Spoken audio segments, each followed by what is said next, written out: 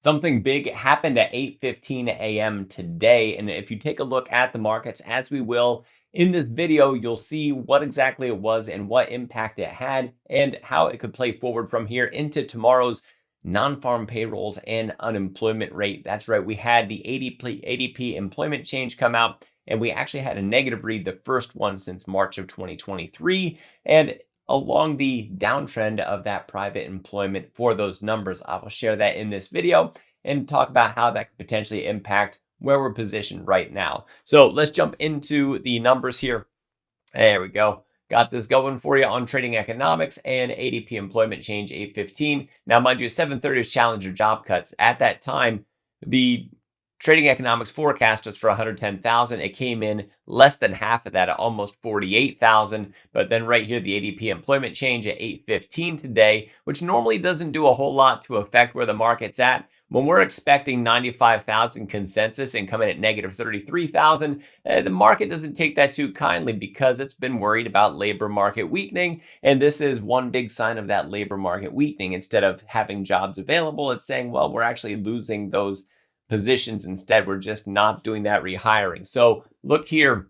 As we look at this one right here, it says, though layoffs continue to be rare, hesitancy to hire and reluctance to replace departing workers led to job losses last month. Still, the slowdown in hiring has yet to disrupt pay growth.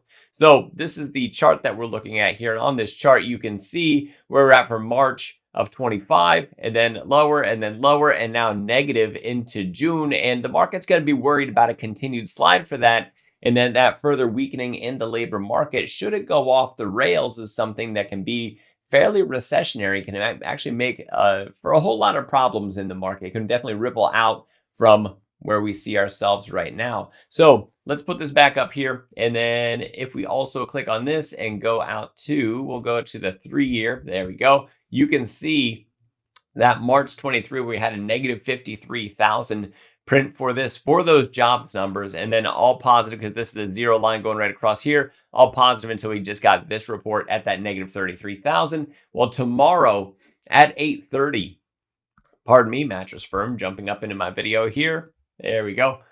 Non-farm payrolls and unemployment rate. So this is going to be the bigger impact number. Right now, 110,000 consensus forecast from trading economics at 100,000. Unemployment projected to be at 4.3%. Now, mind you, if it goes to 4.3, and it depends on non-farm payrolls, a negative print for non-farm is probably going to cause the market to sell down a little bit more, especially if it's a highly negative number. So we definitely want to watch that. And if we also get the unemployment rate ticking up, which you would think the two would go together, but they don't necessarily go together. But this ticking up on top of a drop in non-farm payrolls would be absolutely massive for the market. So there's a lot of pressure today on tomorrow's performance for non-farm payrolls and what we have coming out for the unemployment rate as the unemployment rate starts to move up, especially if it does so aggressively. It's probably going to significantly rattle the markets from where it's at right now, because that could have GDP implications, which can also have debt servicing implications, which is why it isn't necessarily great for things like long-dated U.S. Treasuries. Darn you, TMF and TLT, you did it to us again, potentially. We'll see. We can actually be saved by non-farm payrolls and unemployment if they show us that it was just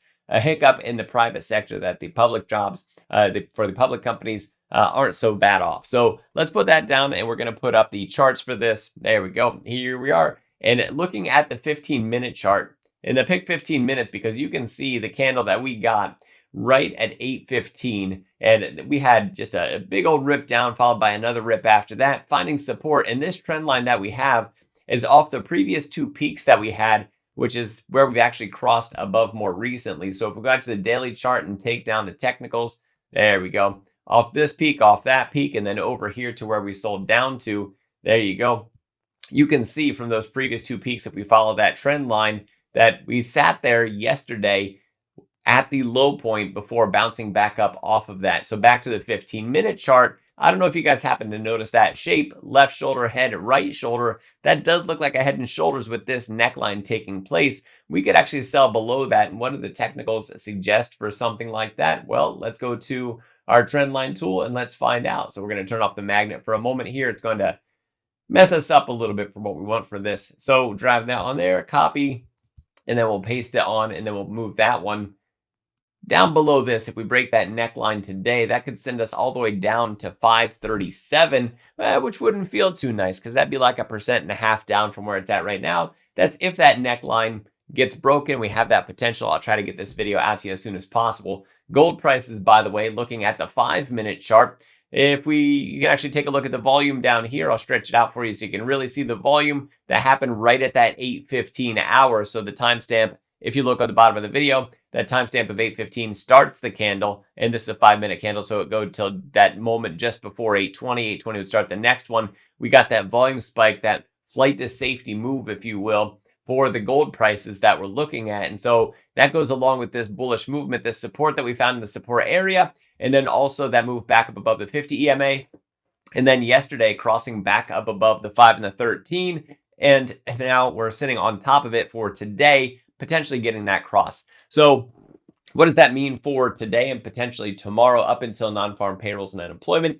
Today could be a pretty fearful day that we're going to get pretty messy numbers tomorrow. So I could see us rallying to some sort of high point and then selling off down to some sort of low point, getting ready and positioned for the numbers that could come out with that worry in the market, if you will, for the non-farm payrolls and the unemployment rate should they come in poorly. So very soft numbers for non-farm. And then when we talk about unemployment, 4.3 or 4.2% or below, by the way, would be great. And if we have positive numbers for non-farm payrolls, especially if they're strong positive numbers, then we take wherever low we're at and we'll probably snap back up from that. Now to the downside, if we get negative non-farm payrolls and we get a higher unemployment rate, 4.3, 4.4, the market is probably going to go into the long weekend with some significant de-risking because we have, first of all, the market's going to close at 1 p.m. on Thursday. That's Eastern time, and then won't open again until Monday. So not a lot of people are going to be wanting to hold on to options or risk across that time,